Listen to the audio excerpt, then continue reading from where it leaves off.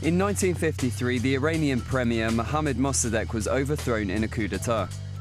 The CIA and the British Special Intelligence Service's involvement in the coup was one of the intelligence agency's worst-kept secrets, but even so, it's taken them 60 years to release proper documents on it.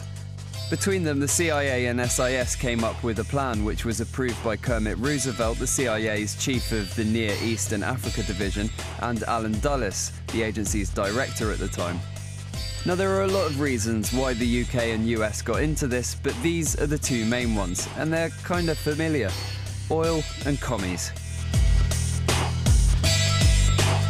As with many Western invasions of countries in the Middle East, oil played a big part in the decision-making. Mohammad Mossadegh had nationalized Iran's oil industry in 1951, taking ownership from the Anglo-Iranian Oil Company, who later became BP. Britain reacted to this by starting a global boycott of Iranian oil, but then decided that overthrowing the government was a better course of action. In the new CIA documents, it actually says, by the end of 1952, it had become clear that the Mossadegh government in Iran was incapable of reaching an oil settlement with interested Western countries. Then it goes on to say this about the coup. Specifically, the aim was to bring a government which would reach an equitable oil settlement. Meanwhile, Mossadegh had been getting cozy with the Communist Party of Iran, and at the start of the Cold War, the Allies didn't want a major Middle Eastern power falling behind the Iron Curtain and siding with the Soviets. And this is what the CIA documents have to say about it.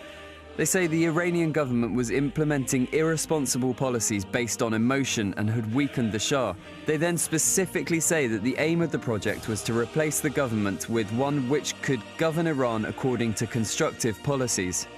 And by constructive policies, they mean, yeah, ones that we like, yeah?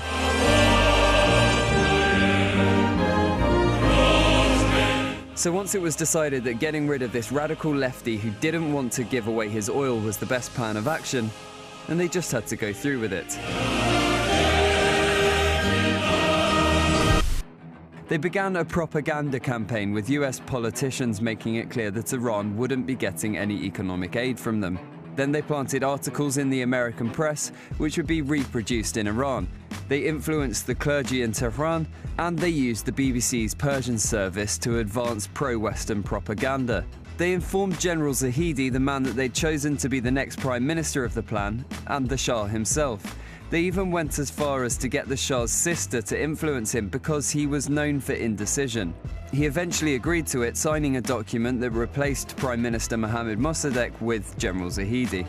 A move was made to arrest Mossadegh, but information was leaked and the arrest failed. The Shah fled to Baghdad, then Rome, and Zahedi went into CIA protection. But they'd planned for this. The Shah made several declarations from exile that Zahedi was the legal political leader, and the propaganda campaign continued to discredit Mossadegh.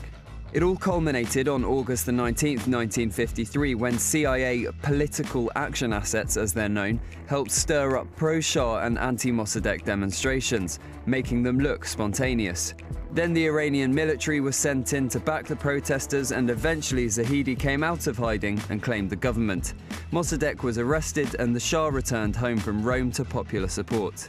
That was that then, mission accomplished. Except that over the next 26 years, the Shah and his prime ministers went about repressing any political dissent, especially the communists and the National Front, and those associated with Mossadegh were rounded up, imprisoned or executed. Over the next few years, thousands of political activists were arrested. And SAVAK, the secret police who were trained by the US, systematically rounded up and tortured anyone who was suspected of being a political dissident, and they did it with brute force.